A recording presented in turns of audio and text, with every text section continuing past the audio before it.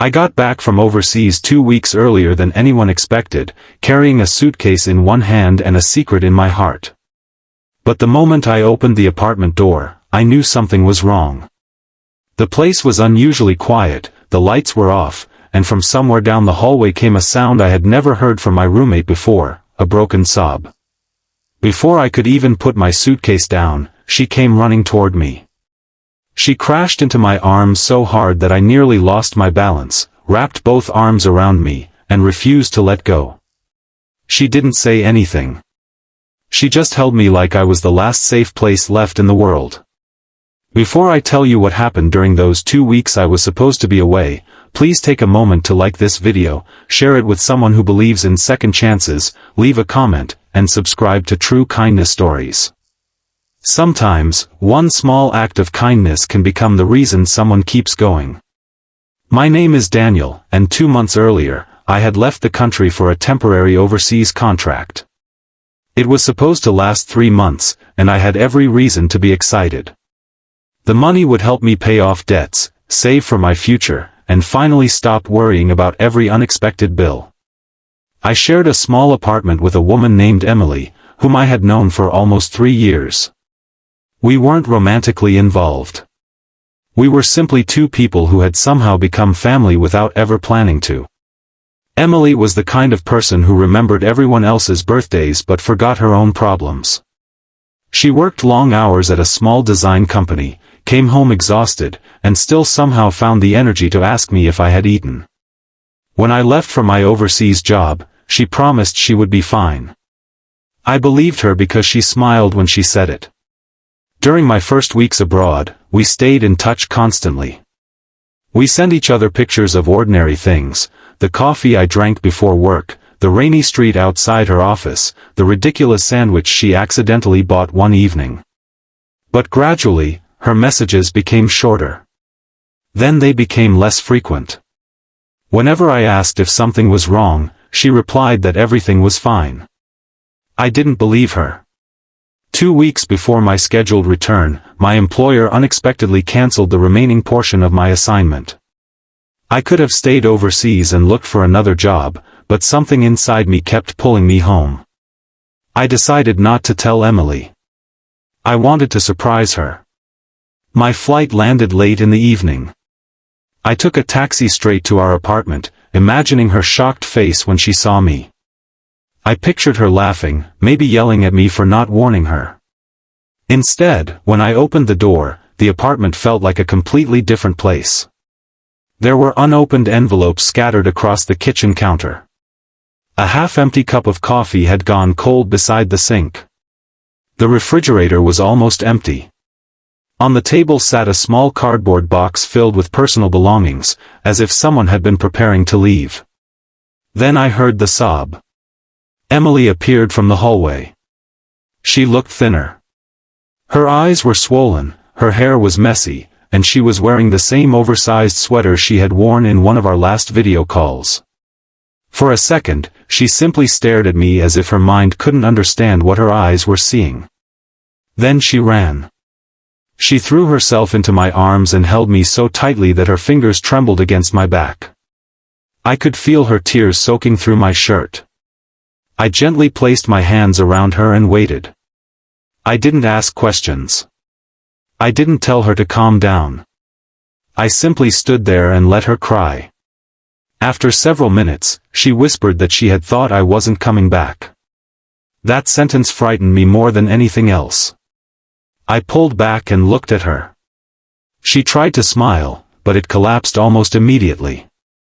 She finally told me the truth. 3 weeks earlier, her father had been hospitalized after suffering a severe stroke. Emily had spent every spare hour at the hospital, trying to keep her family together. At the same time, her company had announced layoffs. She had lost her job just days before I returned. Then came the worst part. Because she had used most of her savings helping her father, she had fallen behind on rent. The landlord had given her a final notice. The box on the table contained the things she planned to take with her when she left the apartment the next morning. She had nowhere to go. I looked around the apartment, suddenly understanding why every message from her had sounded different. She hadn't wanted to tell me because she knew I was thousands of miles away, working hard to build my own future. She didn't want to become another problem I had to carry. But she had been carrying everything alone. I told her she wasn't leaving. She shook her head immediately, insisting that she would figure something out. She said she couldn't keep depending on me. She said she was embarrassed, that she felt like a failure, and that she didn't want my kindness to become a burden. I understood then that sometimes people don't need money first. They need someone to remind them that their life still has value. The next morning, we started making a plan. I used part of the money I had earned overseas to cover the overdue rent, but I didn't tell Emily how much. I didn't want her to feel like she owed me. Then I helped her update her resume. We spent hours searching for jobs. I called an old friend who worked at a local company and asked if they were hiring. For the first time in weeks, Emily laughed. It was a tiny laugh, almost hidden beneath exhaustion, but it was enough. Days passed. Emily visited her father every morning and searched for work every afternoon. I cooked dinner because she had forgotten how to take care of herself.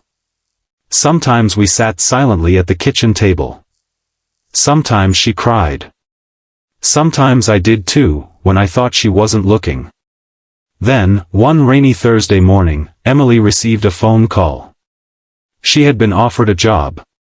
She stood frozen in the middle of the kitchen, listening to the person on the other end. When the call ended, she looked at me with tears filling her eyes. This time, she ran toward me with a smile. Months later, her father began recovering slowly. He still had a long road ahead, but he could move one hand again, and that tiny movement became the family's greatest victory. Emily also became stronger. She eventually repaid every dollar I had spent helping her, even though I had told her she didn't have to. But the money was never what mattered. One evening, almost a year after my unexpected return, I found an envelope on my bedroom door. Inside was a handwritten note from Emily. She wrote that when I came home early, she wasn't simply hugging a roommate. She was holding on to the one person who had made her believe she wasn't alone. She said she had spent weeks feeling like her life was collapsing around her. Then I walked through the door. I sat on the edge of my bed for a long time after reading those words. Because the truth was, I hadn't saved Emily.